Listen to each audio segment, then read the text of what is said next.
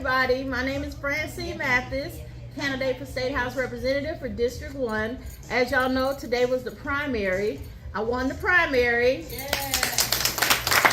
So that means that I will be going up against Republican Michelle Salzman November the 5th. I'm the first black African-American female to ever win the primary in District 1. So that's history, and I would love to make history again in November. Thank you. So, thank you. The first thing I do want to talk about is I want to talk about what happened in Century on Sunday. It was tragic. It really was. I really went out there to give out book bags and school supplies, but I had to wash my hands because, you know, I'm kind of a little germophobic. And I said, let me go wash my hands. So I get ready to go wash my hands, and they tell me we have no water. So I'm thinking, oh, y'all didn't pay the bill at the center. He said, no, the whole town is out of water and been out of water since maybe 4, 5 this morning. At that time, it was 2 o'clock in the afternoon, by the way. So I asked him what happened. He says, they have not talked to us about it. The mayor hadn't talked about it. State Representative Michelle Salzman hadn't came down here to help us, to talk to us. So I immediately left the book bags alone. I went by a nursing home and asked them how they were doing, because my first thought was elderly people. And she said, we don't have any water to flush the toilet. We don't have any water to do nothing with. So some of the ladies from the nursing home was going home that live in Flomaton or Pensacola or Atmore, and they were getting jugs of water from home and filling up buckets. So I went to the store and I bought some water. The man said they was finna close the store because they didn't have any water, you know, running water. And he said, and we can't keep this store open like that. And plus all the water on the shelves are leaving because everybody done bought it all. So I had to go to Flomaton and buy water.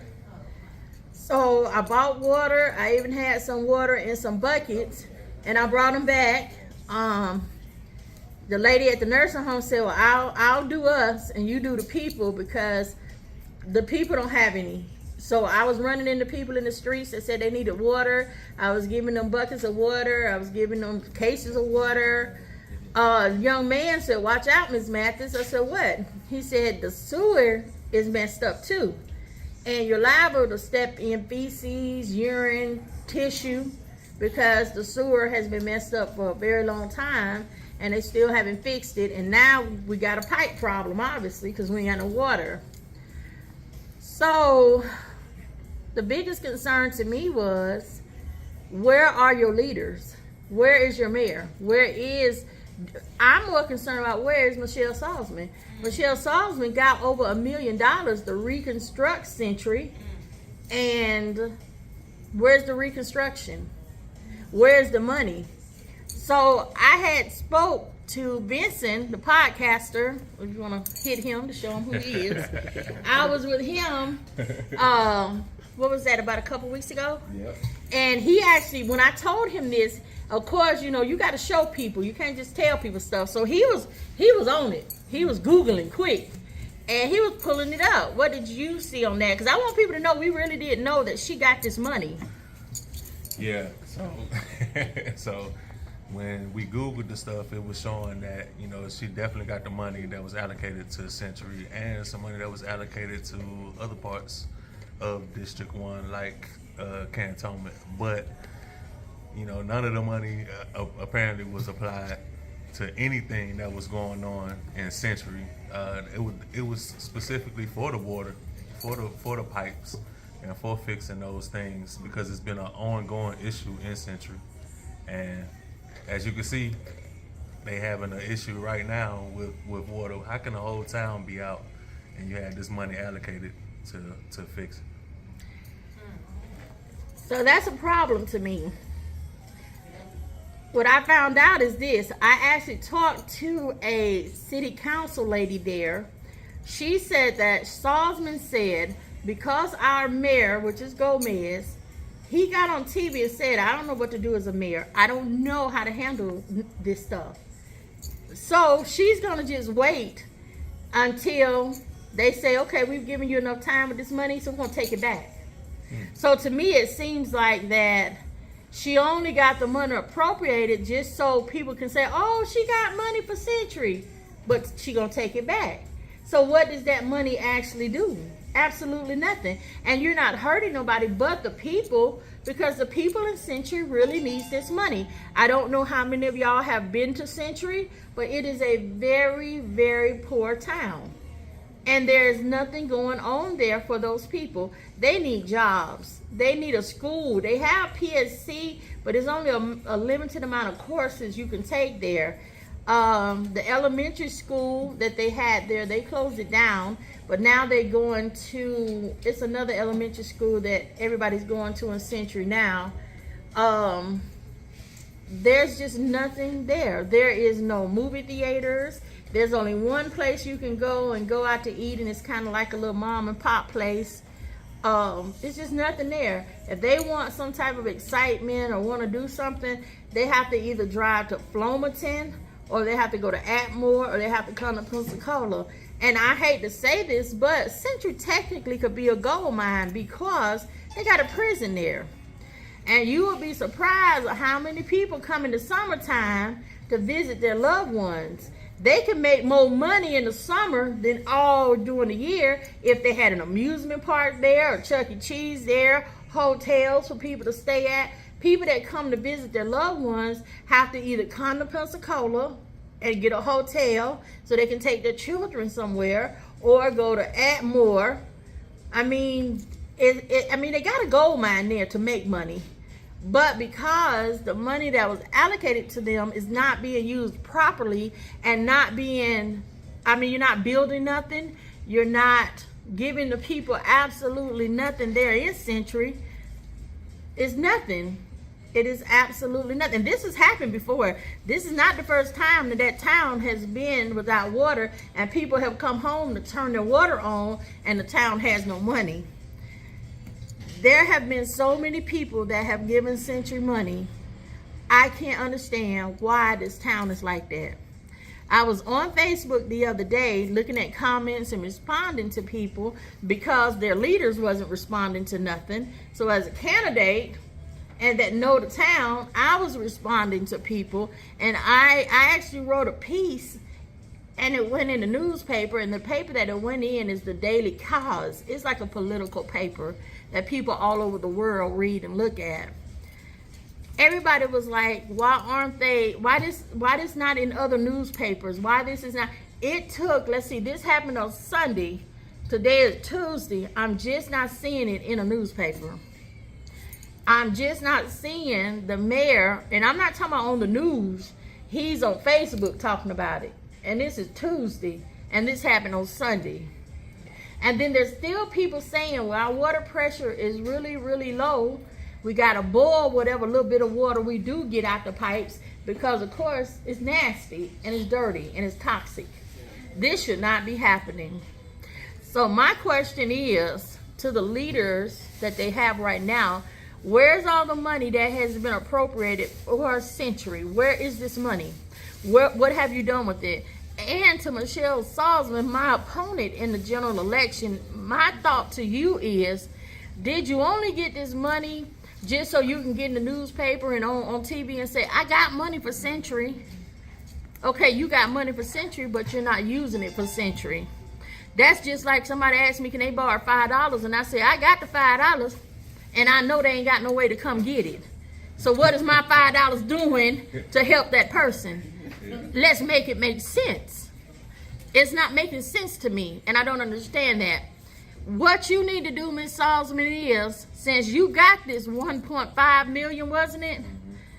Why don't you get from behind your desk in Tallahassee, take your tail to the Century, sit down with that mayor. If you got to bring a desk with you to have a desk in his office, and you go down the row and say, well, this right here is more important, so let's deal with this. And then let's deal with this next, and let's deal with this.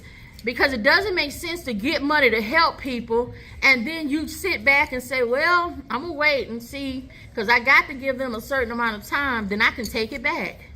So why did you give it to them? Freedom Bridge, y'all have been working on this little bridge for 4 years.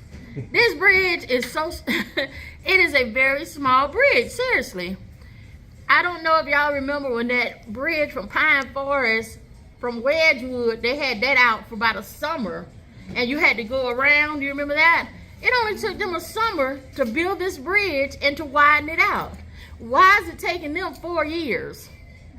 That's terrible.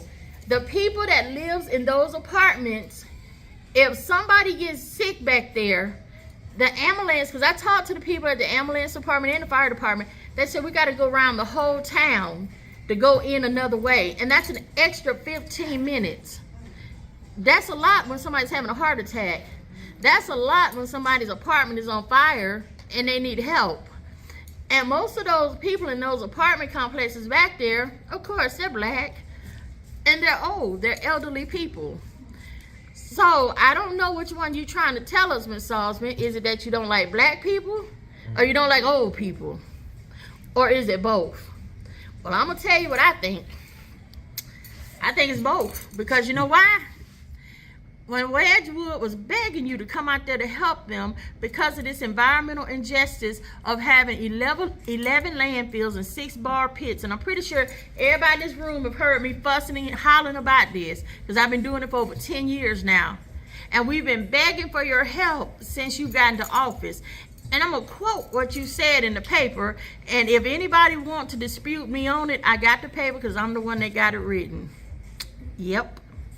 You said that, well, Wedgwood, Rolling Hills, Olive Heights, they're not my voter base. So Republicans don't care about the environment. They care about infrastructure and your gun right, and that's what you said. So what you're telling me is people in your district, your constituents are dying because of this environmental injustice, and you say you pro-life. No, you're not. You're pro-Michelle.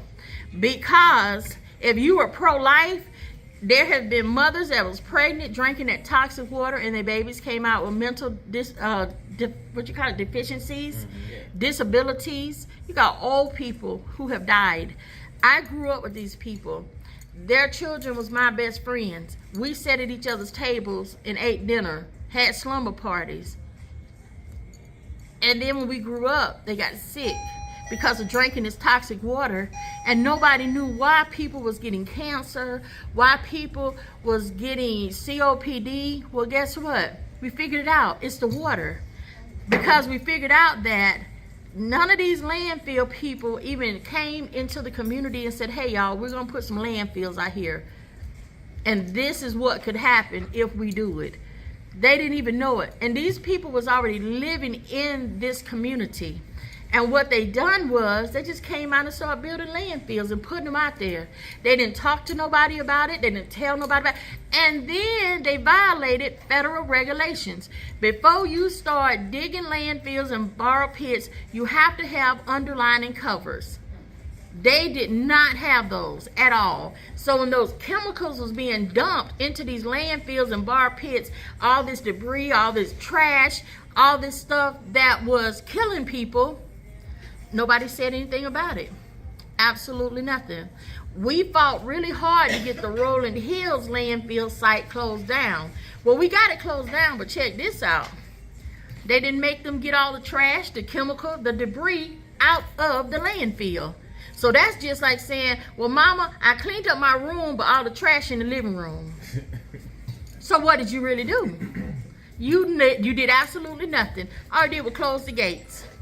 These people are not being fined. They say they were, but I looked in the books. I ain't seen not one payment yet. We had to actually get a monitor put right in front of Lone Leaf Elementary, so when the chemicals are so high in the air, we asked them to not let the babies come outside and have recess. Now there's a crushing concrete site right next door to a pre-K. They're breathing all of that. They're breathing all of that. Because when they crush the concrete, all those particles is all in the air. All those chemicals that's on those rocks are in the air. Well, guess who breathing it? The children, the workers, the residents. Because they're supposed to be a certain amount of feet away from the residential areas. they right in the residential area. Some of these landfills are right in the back of people's backyard, and they had to leave their homes, or you can die. I mean, that's pretty much what was being said, because a lot of cancer doctors at Sacred Heart joined in with the Levens firm, and then they called me because they know that I fuss about it a lot. We had a town hall meeting, and the doctors was like, so this is the common ground to all of these people being sick. Everybody that I've been having coming to me with cancer, COPD of the lungs, kidney cancer, all of them live in Wedgwood, Olive Heights, Rolling Hills. So we all put it together, and it was like, wait a minute. So what's going on with the water? So we had the people from Tallahassee come down and test the water. Well, we got 21 chemicals in our water. Yeah. And I'm gonna tell you how they're getting in there. We don't have, this was a really big argument. Overlay. You know what I'm talking about. Yeah. There are not overlay, there's nothing to cover our pipes up. These pipes have been in the ground over 100 years. Wow. What they made those pipes out of is over 110 years old. Yeah, but no. Yeah. So now what you know you drinking is lead, because they used to make the pipes with lead. And because there's nothing covering the pipes, whatever is in the ground, where it's gonna go? Into your water line, because where your water line's at? In the ground. So out there, they're still on septic. They're not on sewer. So whenever somebody's septic tank overflow and go back into the ground, where you think that's going? Into your water. So that means you're drinking feces, urine, whatever else is crawling down in there. So what we did was, we went over to a couple people's houses and we pulled some water out of the faucet and we set it on the table. You could just see stuff running around in the water. Oh my God. Yeah. And it smells bad too, because guess what they're doing now? The water was brown and it looked kind of murky. So what they've done is they done start putting chloride in the water to make it look clean. Well, now guess what? Now you're drinking chloride. So all that did was make the water look clean, but it's still contaminated, because now you got chloride in your water amongst all those other things that you had in your water. So I always tell people, if you want to kill a community, contaminate the water. Because you drink with water, you cook with water, you bathe with water, you do everything with water. And we all know years ago, they wanted everybody out there in that area to sell their homes, because Rick Scott wanted to make a prison back there. Because it's one way in and one way out if you go out like towards 29. But if you go out like going to Pine Forest and all of that, you can go out back that way. But you're right at the interstate when you come out through 29. So that's convenient for a prison, because as soon as you get off the interstate, you turn in, guess what? There's your prison right there. So that's very convenient. So technically, they wanted everybody, they still sending my parents letters, if you would like to sell your home, if you would like to sell your home. But who wants to sell their home when they pay? Most of these people don't pay for their homes. My parents' homes are paid for. All they pay is their taxes on their home. You know, who wants to move from a residential area that you have raised your children, your grandchildren, your great-grandchildren, and so on? These people had really good jobs, bought nice houses, and now they brought in these landfills and bar pits on them, and they never had a town hall meeting. They never sent out letters, but they know how to send out letters to buy their property, but they didn't send out letters to say, we're finna kill all of y'all with these landfills. So now what's going on is nothing. They're not doing nothing. We have fought and fought and fought. I started out with probably 20 or 30 people about 10 years ago, going to all the county commission members. I think you remember us going to county commission members. Because they was trying to save the beach, right? And we would be there trying to save the community. And I'm telling you, half of those people are dead. And the other half is in nursing homes. And when people see me today, they say, well, Dad, you still living? I'm like, oh, yeah. Yeah. So a lot of those people was elderly people. And a lot of them, Judy Cook was one of our biggest people. And I don't know who all in here know Judy Cook. She sang at everybody's funeral that died. And you know Judy Cook, Miss Watts? Judy Cook, she would sing at everybody's funeral that would die in Wedgwood. And we would wear our shirts, because we had yellow shirts.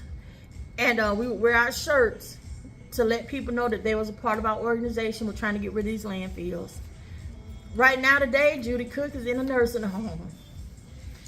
She got so sick. She got COPD. It got into her brain.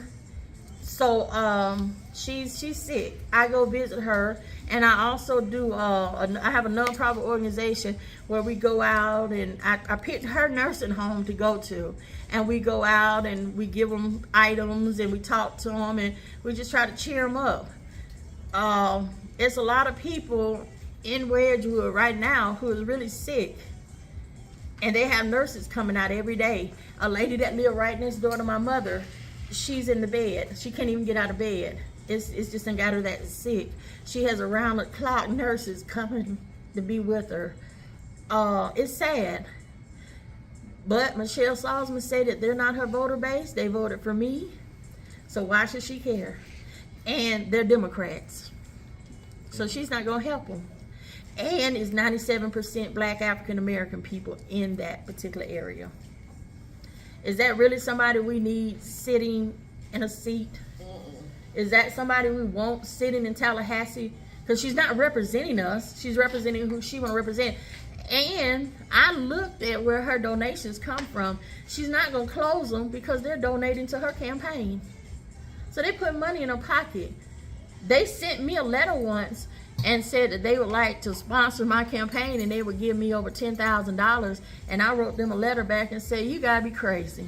Because the first thing I'm gonna do when I get in my seat is close you down. So no, when people ask me, well, what makes us think that you won't take their money and turn your back on us? Well, my mom had breast cancer. My dad has one kidney because he had cancer. He had a mass on one of his kidneys. So when I fight this fight, I'm fighting for my family because I was born and raised there. I'm fighting for one of my best friends where both of her parents have died now. And she's moved away because there's nothing else here for her. I'm fighting for people. When I was a child and we used to go up to the Diamond Dairy and we used to play softball every weekend, I'm fighting for those people too because half of them are dead and half of them are sick now. I'm 52 years old, and people that's my age and younger, every other week we go on to funerals because they've had died of cancer, they've died of lung diseases, they've just been dying. So no, I'm not gonna sell out because that's not enough money to buy me out. But we gotta get Salzman out of that position. We live at the Belmont for the primaries, you know. Franscine Mathis did her thing. It was no competition, so we here. We let her speak to the people. We got one of her supporters here right now. Who we talking to? Hello everyone, I am Ia Oshunleye. And why do you support Miss Franscine Mathis? I support Miss Franscine because since the day I have met her, she has been very sweet and all about the community. She works with Ronald McDonald. She goes to different nursing homes and supports the elders. She gives back to the community by going out in the community and giving back to the elders. She is also starting a garden that's going to help the community. Going to be teaching the youth and small children how to plant. So one day when they grow up, they ain't got to go to grocery stores and buy these toxic ass vegetables and fruits. I'm gonna teach them how to live off the land, live right? Off the land. Yeah, live off the grid and live off the land. That's cool. That's cool. I appreciate you stopping by to let us know why you vote for Franscine Mathis. So.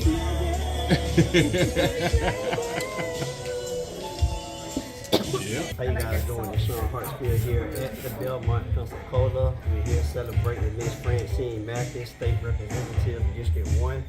She is the first African-American female to hold this seat, so congratulations to her. It is also our Taco Tuesday. Come on down here, get $5 margaritas and 2 for $5 tacos, and we're here 7 days a week with the greatest coffee and lunch in the city, so come check us out. So the community garden that she's speaking of, the reason why I wanted to do that, because I'm gonna have a community garden / livestock where I have chickens, goats, animals in the back of the garden, because I want these children out in the city to get a little country life, get away from the gun violence, get away from all of the things that's happening and that has been happening recently. We just had a shooting the other night.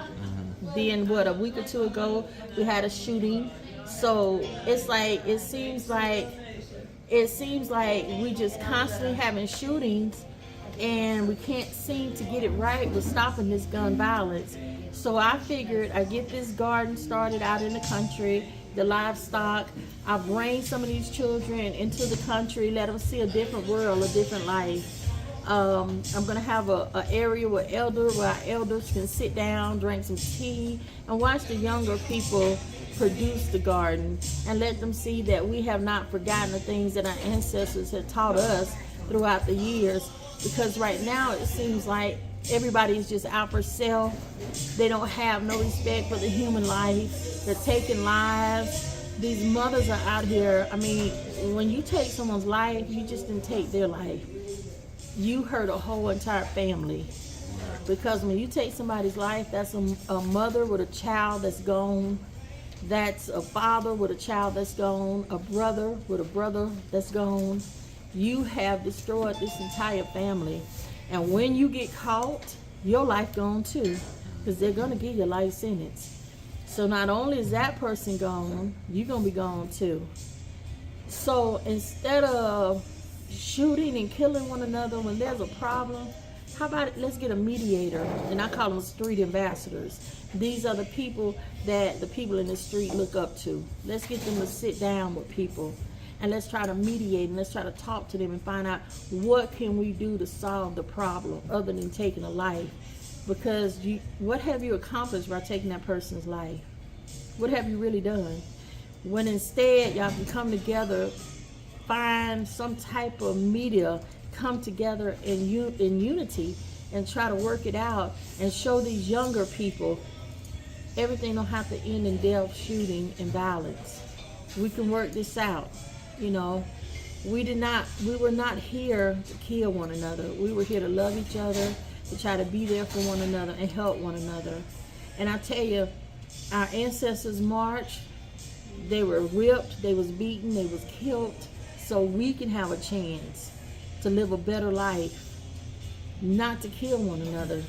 And if these people, you know, and I know it may sound frightening, but not to me, but if these people can just rise up and just see what is going on now, they would be so disappointed in us. They would be so disappointed to see men beating on women, domestic violence. We've had so many domestic violence cases lately where men are taking these women's lives.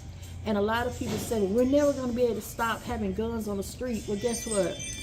A lot of these domestic violence cases and a lot of these shootings, these guns weren't stolen guns.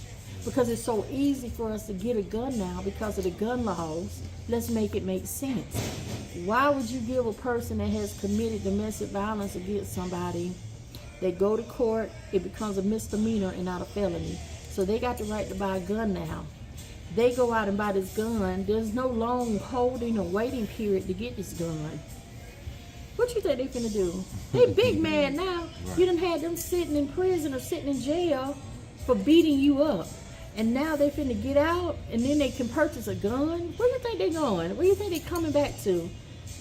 And I'm gonna say this about our legislation. The lady that is my opponent, she wrote a bill, and you can actually purchase, rifles. You can purchase a rifle, a shotgun, and you can buy ammunition at the age of 16 years old. That's terrible. She loved to say, well, this is a hunting area. Yeah, it sure is. People are hunting people down and killing them. That's not what we need in this society. The gun age is actually 21. They want to lower it to 18. Why would you do that? The human brain, a person's brain really hadn't totally developed until they get 25 years old.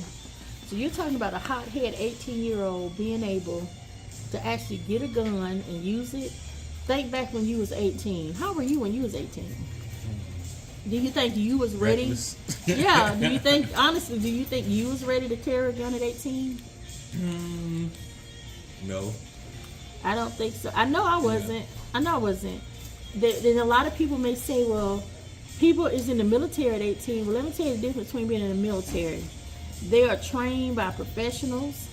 When they go to basic training, if they do not pass that basic training when it comes to using a gun, they don't graduate basic training. I know that because I had 2 sons to go up the hood, so that's how I know. Well, there's people out here in Pensacola though, like, because let's just get this out, because I know People have this to say. For Pensacola, it's a city that's we really experiencing a lot of violence right now, and a lot of this violence is coming from people that are younger than 18, which is going to show that it's a culture in this city and in other inner cities that it's younger people that are familiarizing themselves with guns and familiarizing themselves with actually killing, even when they have these tools illegally. Of course, they're getting it on the black market and things like that.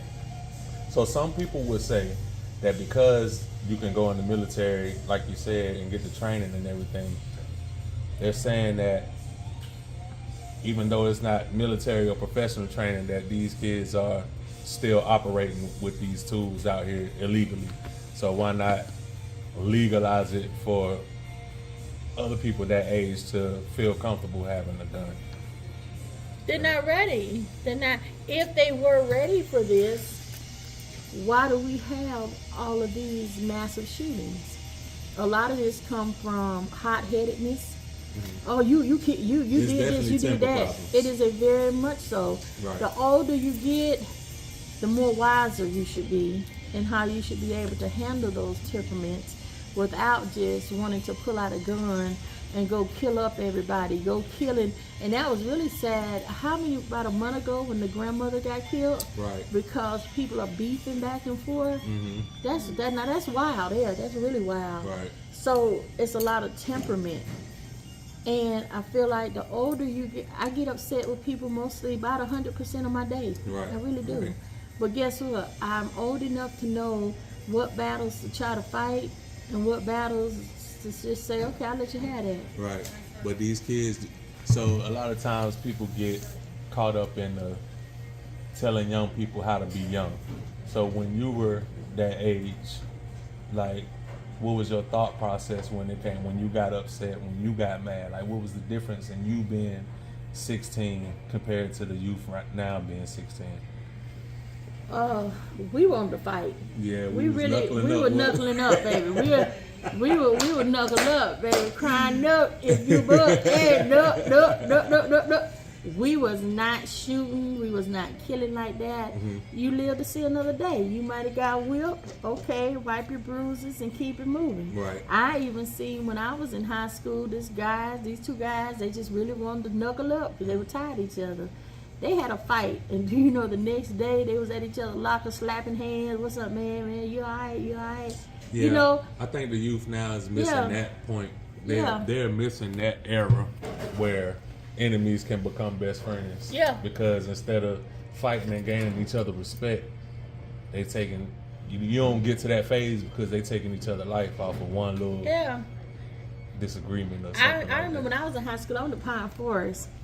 And the thing back then, I think it was Pine Forest against PHS and Washington against this school, that school. And even though you may have had a fight with that same person at your school, but when it was time to knuckle up against PHS or Washington, the same people that had a fight, that's my dog.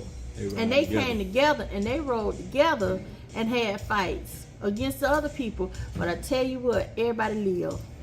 They might have been a little bruised up the next day, but everybody lived. And that's the point. But now they just quick to grab a gun because it's right there. It's right there. And they're able, and that's what they're seeing. They're not seeing, a person slap somebody or hit somebody. They just, you step on somebody's shoe, somebody ready to grab a gun and shoot you because you done stepped on somebody's shoe. Right. That's crazy. We got to get the mindset back to a human life actually means something. Yeah. And when you kill that person, that's it. They're not coming back. And you have taken that mother's child. You have taken somebody's dad, because some of these teenagers got children. You've taken somebody's life, somebody that could have had a really big, bright future. What is the answer? First of all, I still say we need tougher gun laws. I say, I'm not trying to take away nobody's gun, but I say let's make it make sense. Let's give you some cooling off time. When you buy that gun, you come back 48 hours later and get it. Because you could have just had an argument with somebody. And I don't have to have a concealed permit no more. Because remember, we looked that up. And in 29 states where you don't have to have a concealed permit anymore. You can just buy that gun and put the gun in your purse. Hell, put it in your back pocket. You good. And nothing's going to happen to you.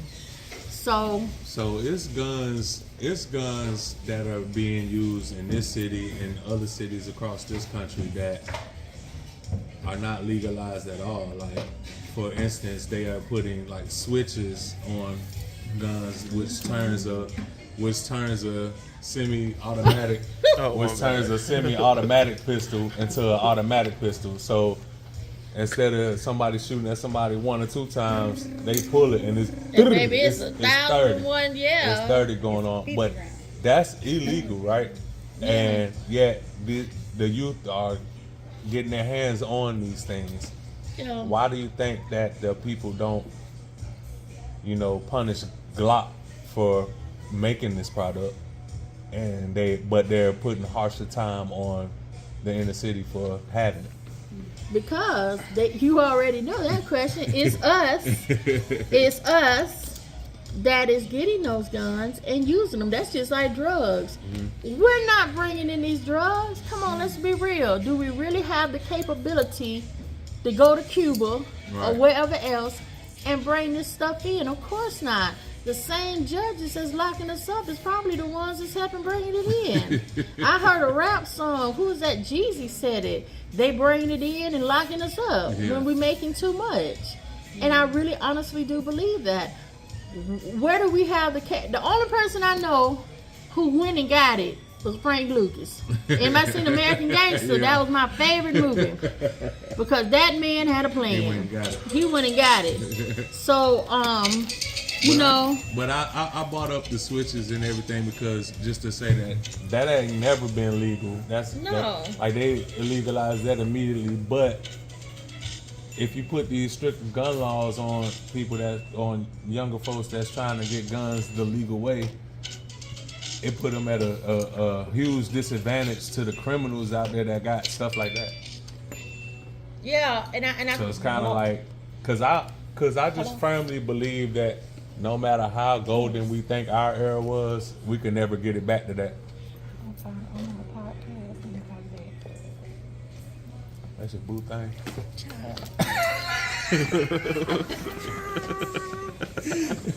We're going to excuse that from Mr. Benson. I have no idea what he's talking about.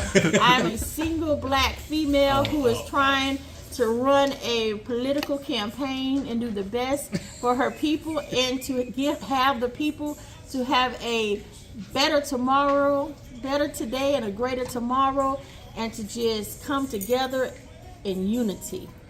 So salute. I do believe that. I'm just being honest. We're not bringing these guns in. Right. We don't have the capacity to do that. I don't believe we do. Right. And they're putting them out here, and our people are buying them, and we're killing one another. And instead of us doing that, we need not to purchase these guns. We need not to do those things. I can understand a person like myself. I am a single female. That's why I say I'm not trying to take nobody's gun away from them. I do believe we should protect ourselves. We have that right. The Constitution gives us that right. But I believe we need to do it with some sensible gun laws. Let's up the age a little bit. Let's have a longer waiting period to get that gun, because maybe you would have found a better solution and a better way to handle the anger that you may be feeling at that time. When you get a certain amount of domestic violence charges, that's a wrap.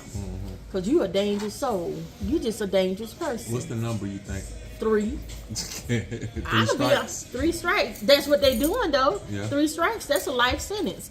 So 3 strikes of having domestic violence charges, that's it. Because if you go back to any of these men that have killed women, check their rap sheet. I guarantee you they got more than that domestic violence charge on them. Yeah, that's probably true. You know, I mean, anybody I remember would say that. the one that happened at the gym. Yeah, this man had definitely multiple. had priors. And she was the one who was putting him in jail and getting those restraining orders. They failed this woman. Right. I promise you they did. The young lady Kayla, the gentleman that killed her, he had domestic violence charges. They failed her. They just found a lady a couple weeks ago, chopped up somewhere, and her husband or boyfriend had killed her. It was on the news a couple weeks ago. This man had multiple domestic violence charges. Why do you allow them to be able? He shot the lady, then cut her up. And they found out the gun that he used, he purchased it from a pawn shop. Right. So it wasn't an illegal gun. Why do they continue allowing these men to get out without being felons? When you go for first appearance, most of the time they drop it down to a misdemeanor. That's crazy to me. I don't understand that. What's your thought on that? Because I'm so against domestic violence. I mean, I don't know how they should really do it. I think it should be some harsher laws on that though, especially as far as them being able to get a gun, after their charge. But so many times, I really wish we could talk to a lot of people about this and really like some more women, because it's a lot of times it's a cat and mouse. Like the women and men, sometimes men go to jail and they wrongfully go to jail for domestic violence. You know what I'm saying? It's like, yeah, you know what I'm saying? So it's stuff like that causes them to be like, maybe we shouldn't be that harsh, because as soon as we do that, as soon as he get out, she gonna be right with him. Yeah, she gonna bond them out. They gonna be back together. So we don't really want to bam them like that, because we know how this go. It happens often. Cases are like that. You know what I mean? I've seen it before.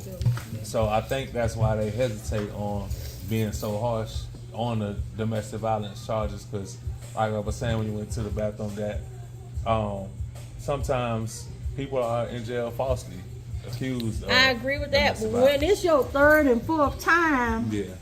That still can be costly. Yeah. I'm prone to say, I'm gonna call the police. I'm prone to say, if an officer come to a woman's house 2 or 3 times and their face is black and blue and she in the corner crying, Right. What if she iced him first and he just hit in the back? I mean, That happened too. yeah, but Because if one of us gotta go to jail, right? I'm gonna go. I don't think I'm gonna let my girl go. You know what I'm saying? I don't think I'm gonna let her go to jail if we fighting or whatever. Like, I just don't see me a doing lot it. of men will let their girl go. But on the 4th time, look, on the 4th time she going though. Not on the first time, not on the second, not the third. Not the 3rd. That 4th one. Yeah. I'm tired of going. Like, it's I just feel like that if you got to beat on a person and y'all got to do all that, maybe you don't need to be together. Maybe you forcing that relationship. Yeah. Because if one person want monogamy and the other person want a poly, Right. that ain't gonna work. Nah, Because somebody gonna get mad at somebody. And I always say, take a person. People love to say, oh, men are so difficult. No, they're not. Listen to what they're saying and take it for what they say. If they say, I don't know if I'm really ready for all this, but we can try. No, they're not ready. And when they say, oh, but we can try, it's just because they kind of like you and they don't want to hurt your feelings. So they going to step out of their boundaries and character just for probably a week for you. And after that, they going to go right back to doing what they was doing because they're just not ready. Yeah. And you need to take them for what it's worth. And if they show you something and they tell you something, believe it. Believe it. That's just what it is, you know, and it ain't going to change. I would tell a person this, and I'm not going to even lie. Don't ever come in between my community and the politics and what I do for my community. Don't ever tell me, you do too much. You need to do this. You need to stop. You need to sit. So let me tell you something. You're not going to win. I'm going to pick my community and what I do for my community every time. So that's why it's going to take a certain person to be with me. You're going to have to understand why I do what I do. And I do what I do because I love the people, and this is where I grew up at. And I'm tired of seeing people where I grew up at being mistreated because the type of legislation we have right now sitting in Tallahassee, they don't care. They don't care. But when you decide to run for office, you become a public servant. Soon as you become a candidate, you become a public servant. So you're supposed to serve your community. Right. And a lot of times they're not serving their community. They're doing what they want to do for certain parts of the community because, oh, them Republicans and I'm a Republican and hey, Republicans say that they don't like this and that, so that's what we're going to go with. Right. But that ain't the way it's supposed to be. That's not the way it's supposed to be. And I really hope one day in life that instead of us having runoffs between or elections between a Democrat and a Republican, I really want to see one day where you just have two Democrats go against each other, two Republicans, and whatever Democrat win, that's a Democrat that go to Tallahassee. Whatever Republican win, that's a Republican that go to Tallahassee. And these two people have a meeting of the minds and still be able to help both parties. Because that's what really needs to happen. Because ever since I've been a child and seen Republicans run this area of the district, I don't see too much going on for the Democrats. I don't see them actually trying to do stuff for certain parts and certain areas of District 1. If you live in Wedgwood or Lincoln Park or Inslee, I guarantee you're not getting as much funding as 9 Mile Road, 10.5 Creek, you know, places, Marcus Point. You're not going to get everything that they're getting. Right. And Michelle Salzman has even said it. These people are not my voter base.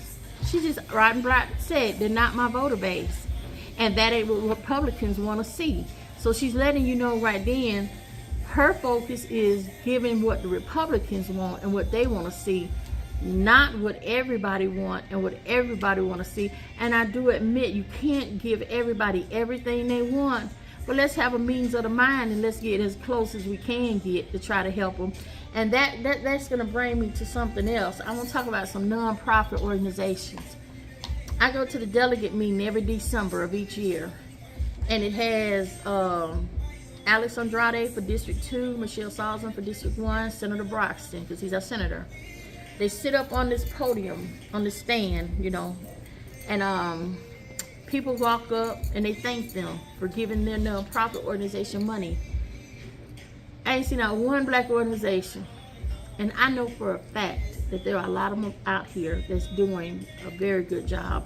The lady, Miss Emma, that was here, she has a nonprofit. She's doing a wonderful job. I have a nonprofit. Trust me, I'm out there. I'm in the trenches, and can't nobody tell me no different. But, and people say, well, do people try to apply for these things? Yeah. Why wouldn't they? That's crazy not to, because you know you need that money, but they never receive it. And that's my problem with that, because people that I never even heard of some of these organizations getting this money. And I remember when you and I was on the air about a week or so ago, Miss Sherry, wasn't it, that chimed in and people were saying people don't get that money. You know, there's resources out there, but we're not getting them. Right. So, you know, and there's people doing very great things for the community, but they're not getting these resources. And that's the difference between, that's why I say I think we need a Republican and a Democrat in these offices, because when they straighten out tell you, well, that's not what Republicans want. This is what they want. That's letting you know right there, she's not even worried about the Democrats. She's not even worried about a certain different party or a certain type of person. She's only going to focus on who she want to focus on and who she want to give to. And that's not fair, because a lot of those people aren't even doing anything. There's a lot of problems in District 1. I don't proclaim to be able to solve all of them. That's why I would find nonprofit organizations, a domestic violence organization, to meet with me once a month and tell me what's going on and how we can fix that together. Because of course I'm going to need people in those different places to help the homeless. I need people that deals with the homeless. So when they come to me and meet with me, I can say, okay, what are we doing this month for the homeless? How are we going to try to help them get out of this situation? What are we doing about mental health? A group of people that does nothing but deal with mental health. A group of people that deals with rape, that deals with gun violence. So you get these organizations together and you put them in place, and then you call meetings with them. And then you figure out, what are we doing in our communities to try to help lower the rate of domestic violence or lower the rate of gun violence? Because no one person can do all of this by themselves. It'd be crazy for somebody to tell you, oh, I got this. No, you don't. What you got is a heart attack. Right. You can't do it alone. And I'm not one to try to say that I can. I want to find some good organizations, some good people who's really out here doing something. Bring them to the table, and let's see if we can get them some more resources, because the more financial resources that an organization have, the more they can do for the community. And that's how I want my community to learn how to be on their own 2 feet, to be sustainable communities, to be able to help themselves. And that's what a good leader does. I'm not tooting the horn, but toot toot. Anyway, So I got a question. So, yes. So you was about to say something? Yeah, just one oh, more go thing. ahead. She has also been helping people find jobs too. Okay. Like she been sending them out, like this place hiring, this place hiring, Yeah. checked out school board. Like she been helping people get jobs also. Because we have to have sustainable communities. And when I say sustainable community, we have to have communities where we have growth, economical growth. You have to have people that is willing to get out here and help these children. You know, I'm gonna tell you what angers me the most. To hear somebody say, these children bad as hell. Well, yeah, we know that. And we know that. And we're not disagreeing. But how about this? How about let's get a program to bring these badass children together, and let's do some stuff with them. That's why I'm doing this community garden. Because while the elderly is sitting under this tree drinking lemonade, I want people like her organization, my organization, to have children, and we're teaching them how to do this garden. They're learning, because when you do a garden with people, you got to work together. Right. And that's what I want to teach our young people how to do, how to work together, how to come together, and how to have a little respect. When me or myself or her out there helping them, I want to hear yes ma'ams. I want to hear, well, sir, you come out there, sir, how would we do this, or how do we, that's what I want to hear. I want to hear respect. You know what? Everything else has came back. The bell bottoms, the afros. I want to see respect come back. That's what I want to see come back.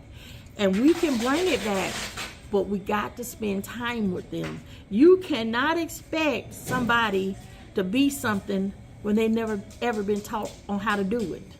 How do you expect a child to be this wonderful, upstanding child? It takes a village for these children. It takes a village. But nowadays, you say something to somebody's child, they ready to beat your tail. When they child tail needs beating.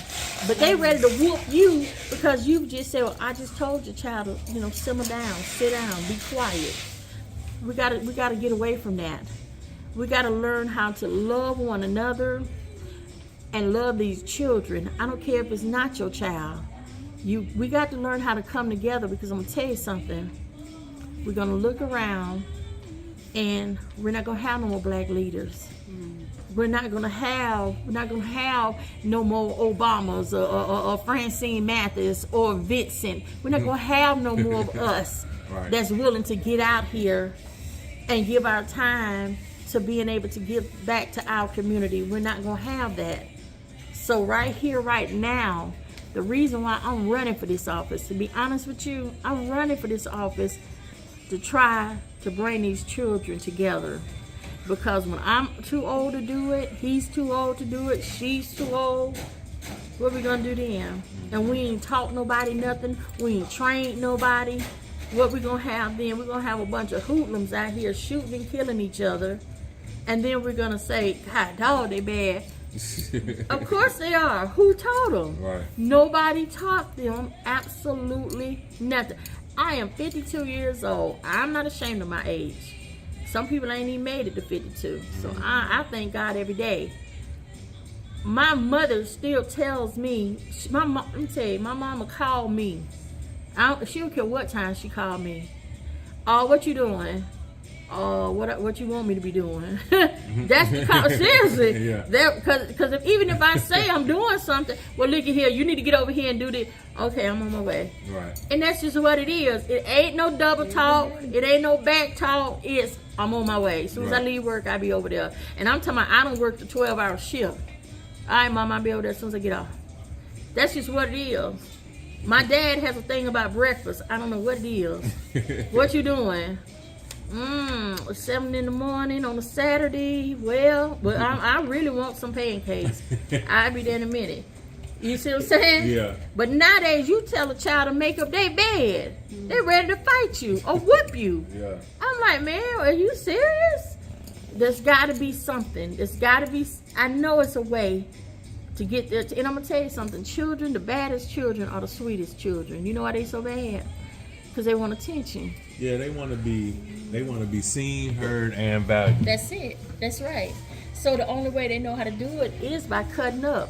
Because just think about it and just be honest. The child that cut up the most, that's the one that the mom and daddy be like, dang, man, we got to deal with this child. Yeah. Because they feel like ain't nobody paying them no attention. They feel like ain't no nurturing, ain't no hugging and kissing going on no more with children. Yeah. That's crazy. My children grown now and I'm still grabbing and kissing them. Mama, stop. But guess what? They the sweetest children. They can get a little hard-headed. Right. But they grown, so really what can I do now? You know, I still slap them. Oh, you still slapping stuff? No, I tase them. Come here. Shh. Didn't I tell you to sit down? Nah, but I got some good kids and I love them. I got some good children and I love them. But sometimes, you know, sit down. But anyway, I want to definitely ask you one last thing. Yes. Because you know we got to get out of here. It is a school night. Yeah. But because a lot of people hit me up about, you know, every time we get together and we talk, everything, you say things about what Michelle Salzman is not doing, and specifically the comment about, oh, they are not my voter base, when she was talking about like Wedgwood and all of that. Some people came up in my chats and my messages and was like, they don't think that she was meaning that it wasn't her voter base as far as like being Democrats or anything like that. Oh. They were saying, I know what you showed me, but they were saying that she might have meant that Wedgwood isn't really considered District 1. So I want you to tell me what's District 1. What's all District 1? She knows the district. Let me tell you, when you get ready to run for office, y'all, they give us a map. Where you going? You don't want to say nothing? Come here. Come here. This is my web guy. Say something real quick before you dip out of here. How you doing, District 1? Francine will be your next representative for District 1. Let's put my word on it. You've been, how do I say this, just the best honest use of the word representative for the district. I've been listening to you talk for the past hour and a half. I'm hearing about family. I'm hearing about community. I'm hearing about leadership. I never hear Michelle say anything about that whatsoever. I'm on her newsletter for some reason. I never signed up for it, but she emails me once a week from her desk in Tallahassee. I see her attempting to go viral on Twitter all the time. I never really see a whole lot of actual governance happening from her. I see very violent rhetoric. I see very hurtful comments. I don't see any of that over on the Miss Mathis campaign. So I am honored to say that I am a friend of Francine, and I'm happy to support her campaign any way I can. Thank you good? so much. Hey, well, a lot of one text going on in Oh, here. thank you, Good baby. night. Thanks Good for bringing night. me out here. Thank you for Appreciate you. everything, and I'll be hitting you up. All right. District 1. Michelle Salzman knows her district. Okay. She been sitting in the seat long enough to know her district. Right. You know. District 1 is Wedgwood, Lincoln Park, Olive Heights, Pine Forest area, 9 Mile, 10.5, Inslee, Cantonment, Quintet, Molino, Century, McDavid, Barth, Softly Field, Mobile Highway, W Street, Truman Arms. When you cross over Fairfield, that becomes District 2. So anything before you cross over Fairfield, Mayfair, Montclair, all of that is our district. That's District 1. So she knows that that's her district. She knows it. She puts out signs there. That's how she knows that that's her district. So she's not saying they're not her voter base because that's not her district. She's saying that because she's saying that it's mostly black Democrats in that area, in Wedgwood area. I don't know if I ever played you the taping. Did I play you that taping or sent you that taping? I didn't hear the recording, but I Okay. definitely seen the article. So there was an article where she said it, but I have a taping, a recording. I have a recording if y'all want me to play it, because I come with receipts all the time, baby. I have receipts. You got the recording ready right now? Yeah, I got the recording. I'm ready. It's ready. Let's You grab that. Make sure I'm got pressing hot and on. ready. Let me tell you something. Let's see this recording. Because my thing is, I'm never gonna tell you something that I can't bag up. You ever heard a little term when they get ready to fight? Oh, I can bag it up. I can bag it up. And I'm telling you that all I can say is I'm finding it on the thing. I'm sorry, y'all. Y'all don't want to hear that, but anyway. My thing is this. Like I tell people, you can't say stuff and then expect somebody not to come back. That's just like when she said kill them all, when she was talking about the situation with Gaza. Do you remember us talking about that? Mm-hmm. She actually said, here we go. Here's Michelle Salzman's comments, starting with my question. What did you mean when you said that Wedgwood's not your voting base? They're Democrats. Oh, okay. Damn. Yeah, they're just they vote Democrat. I put signs out in Wedgwood, and every time I put them out, they'd be gone. And I would do my dad lives right there, so he would put them back. We went through more signs in Wedgwood than anywhere, but there's just very few people that vote Republican over there. So, and it certainly isn't what the Republican voters said were important to them as well. So if you look at a majority of the people that vote for me in District 1, their number one priority was their Second Amendment rights. Mm. And then their second priority was infrastructure, and then third being pro-life. So it's nothing about environment, nothing about landfill, nothing like that. So. All right, so this is what I took from this. If everybody heard this, Yeah. So you got people She dying. said right there. You got people dying because of the environment over there in Wedgwood, which is her district, and she knows it's her district. Yeah. And she said that's not important. They put signs out. She put She signs put that out. thing on They audio. gone. That's wild. You see what I'm saying? She said that was not important. So what is more important than people dying in your district? You tell me. But she said she's pro-life. No, she's pro-Michelle. She's not pro-life. Because we got pregnant mothers that is drinking this water. Their babies dying. Their babies are coming out with mental disabilities from the chemicals in the water. You have elderly people that's dying. You have all age group ages dying from this environmental injustice. And you're saying that it's not important. And as you heard her say, that ain't what's important to Republicans. Right. So that means, are you only representing Republicans? You're not representing any other, because you heard it. I mean, you that's see? Really, and that's crazy because that's how you flip people from blue to red. If you go in there and you cater to everybody that's in your district. You Yeah. can flip somebody She said from fuck Democrat to no. Republican or Republican to Democrat. You can Yeah. flip somebody if you can for everybody. You know But what see, I'm this saying? is my thing. Like I had to tell one man, I talked to a person that's a Republican. I said, let me ask you a question. The children are finna go back to school. What your child gonna be drinking when they drink at them faucets at school? What you mean? I said, the water's toxic. You know that. We got feces, we got urine, we got all kind of stuff in the water because they refuse to get new pipes in that area. We got Pine Forest, we got George Stone, we got Longleaf Elementary. These are not just black children that goes there. Right. It's black and white. Yeah. So, tell me, what is your child drinking when they go back to school? He didn't know what to say. I said, so, but Michelle says Republicans don't care about the environment. Now, she said that. Y'all heard that. She said that. So, y'all don't care about all of this stuff in the air when they're crushing these concrete crushing sites, when Eager Beaver all day is making that mush, and then at the end of the day they releases that machine and all this smoke and chemicals and toxic all in the air. They have methane tanks, gas tanks right there on the premises. Who does that? And they're not even a half a foot away from resident. Have you ever seen Eager Beaver? When you go around that curve coming from Wedgwood, they're right there. Oh. They're right there in the community. Because you probably thought that was somebody gate or fence of their I house. probably didn't have it paid that. Because at nighttime, when they close down that, they make it into a shooting range. And Oh, people that yeah, live, yeah, remember yeah. we was talking about that? Yeah. People that actually live right behind them or in front of them, they wake up the next day and bullet shells in their backyard. They don't let the children go outside and play after a certain time. That's crazy. They scared to go outside because they don't know what's going to happen. Right.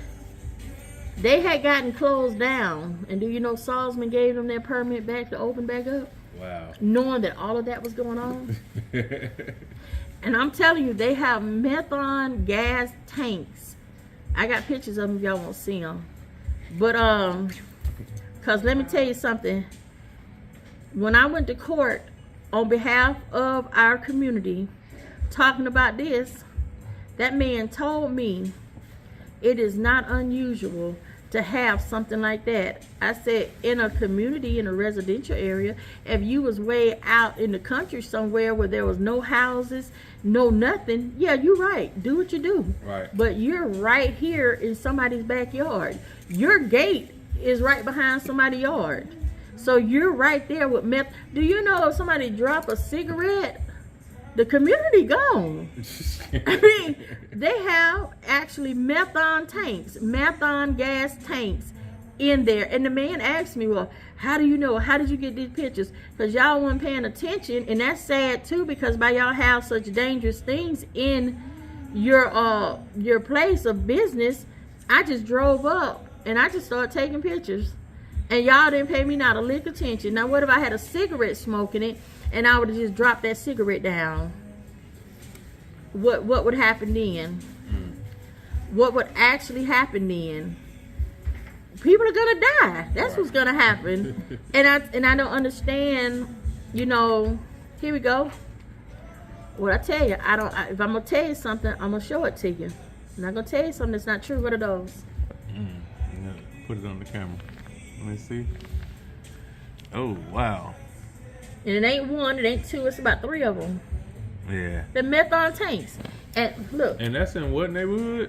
in Wedgwood, you know how when Really? you're coming around that curve going to Pine Forest, you'll see a On thing the that back say, part. yeah, the back part, you'll see something that says Eager Beaver.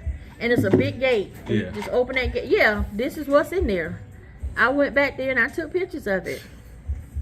And that holds what? Those tanks hold what, you said? Here we go. Look at all of them. Now That's more than that's more than 3. Yeah, that's 4 for sure right there. Here we go. Yeah, that's crazy. And this is in a residential area.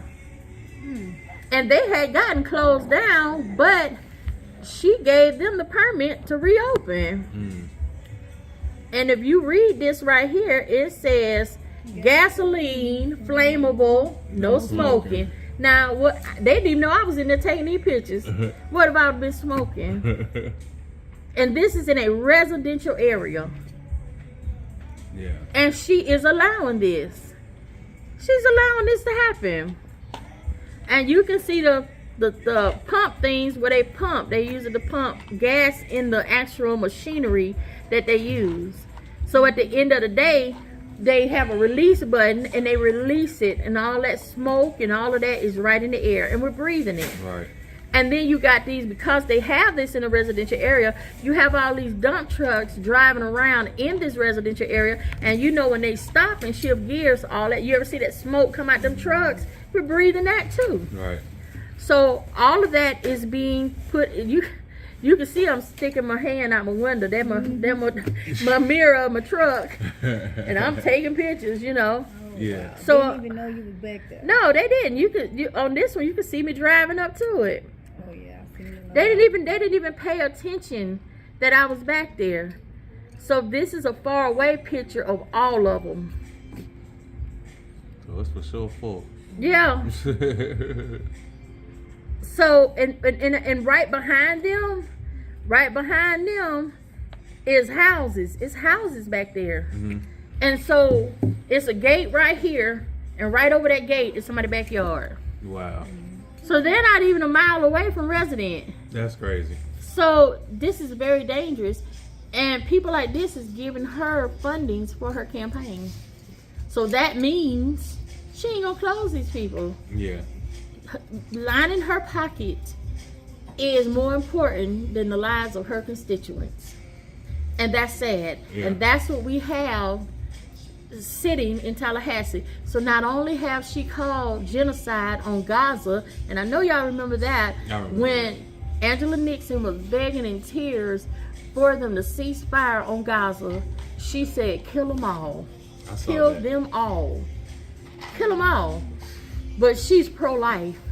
And every day we was watching on the news, babies being pulled out from rocks, dead babies, dead pregnant mothers. But she pro-life once again. Right. So I'm gonna tell you this real quick. If I get this seat, when I get this seat, and I will get this seat November 5th, 2024, Ooh. I'm closing these places down. And I'm gonna be honest with you, it's not even a question. If I gotta take it to the federal courts, we're gonna close these places. Because technically we have what we need to get them closed in the federal courts. That's how we got Rolling Hills landfill closed down. And they were supposed to, but it's on our state people to find them. Right. And of course they're not doing it. But you better believe I'm gonna do it. I have no, and I have no problem with it. And if they don't want to clean up and they pissed off and just walk off, I'm gonna fine them $5,000 a day. And with that money, I will hire people in the neighborhoods that do not have a job, and I'm gonna make them put on them suits that you wear so you don't get contamination over your body. And I'm gonna pay them hazardous suits, and I'm gonna pay them to clean their community.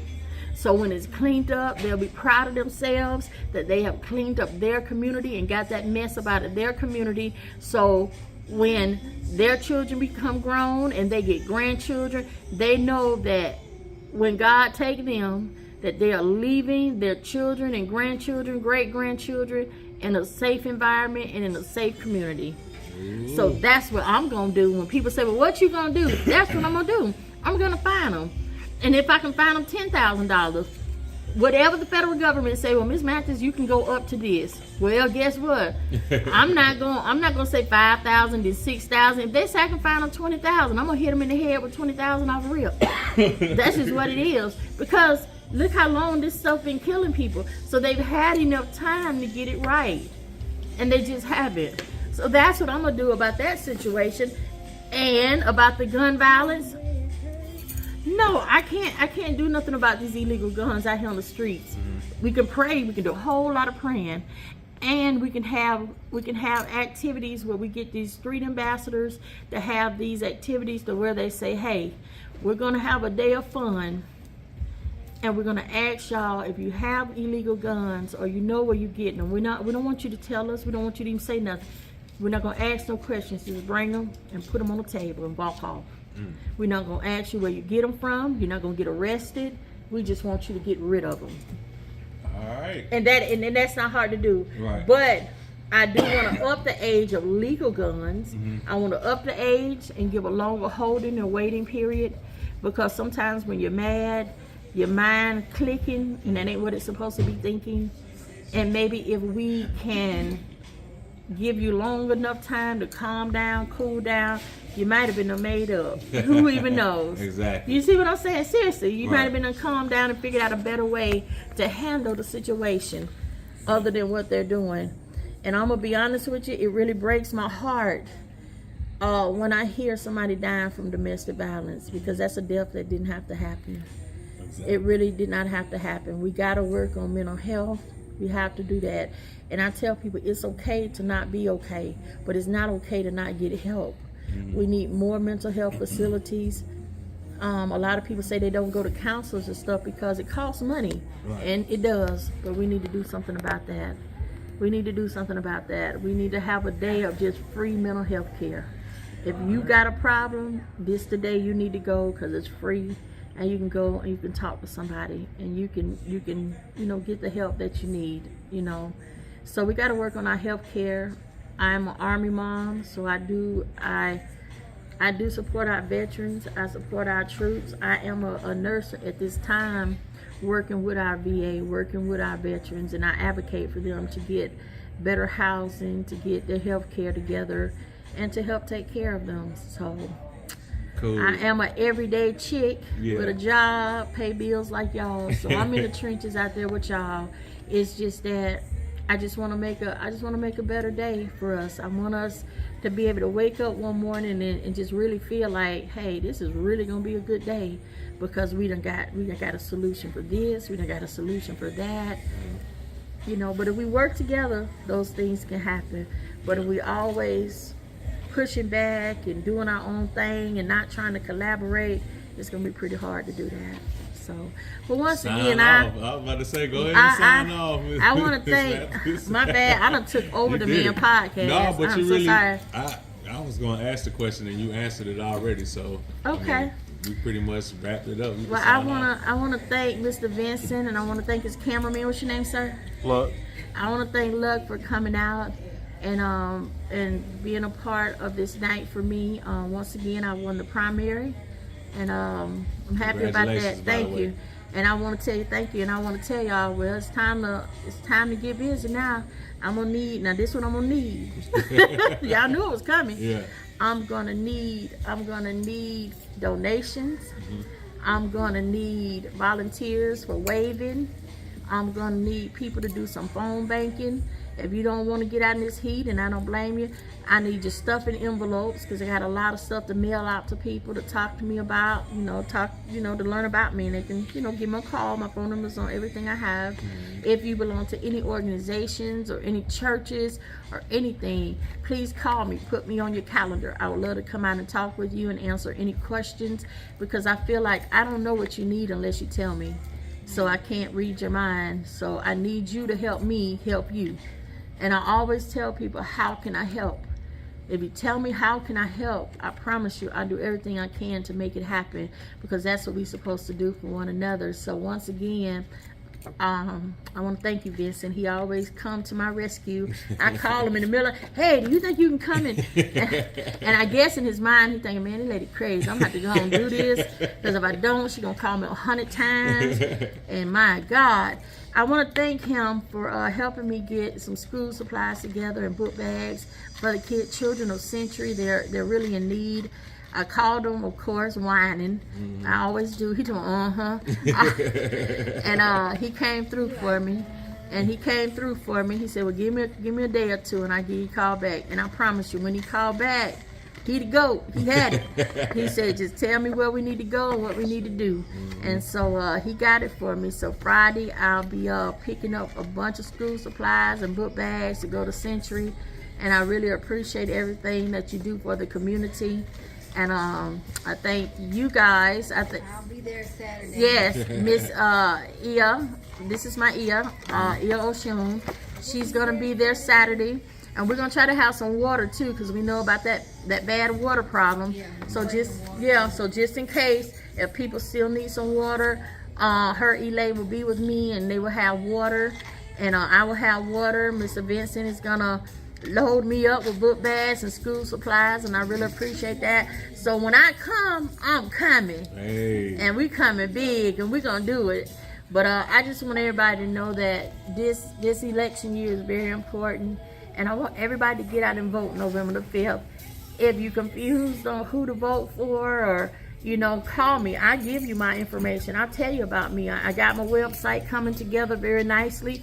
I'll be able to give you my website, and you get on there, and hey, you'll know what you need to know from me. And trust me, I am not afraid to come out and talk to y'all. I love it. Call me. I'll be more than happy to speak with you. I'm going to sign off for Mr. Vincent because this is a school night. We're going to get babies to bed. So, signing off. I thank y'all. Love y'all. Get out and vote November the 5th. If you're not registered to vote for November the 5th, please find out where you can go and get registered. I really want to put something together with you so we can try to do something for voters registration, because we got a lot of young people that turn 18 and they're not registered to vote, and that's probably going to make the difference in this thing this year. So we're going to get it together, y'all. But thank y'all for tuning in. Y'all have a good night. I want to thank Sean again for having us here. He ain't kicked us out yet, but he ready. Yeah, I know he so, wants to. so I know, right? Sean. All right. Say bye one good time for us. Okay. All right. I'm coming. But he's been very kind and very sweet to allow me to come here tonight, and you know, he didn't give me a time limit, but I know in his mind he thinking, my Lord. Salute to the Belmont for having us. Salute to the Belmont. Thank you guys for coming out. Congratulations again. And, Thank We you. hope to see you every day for brunch. And, Oh, yes. Every Friday for karaoke and Tuesday for Taco Tuesday. All right, he got a plan for us, y'all. So hey, Pensacola, I don't want to hear nobody saying, I'm bored, I don't have anywhere to go. Yeah. He just shot it out to you right there. The Belmont on Mobile Highway, baby. This is the place to be.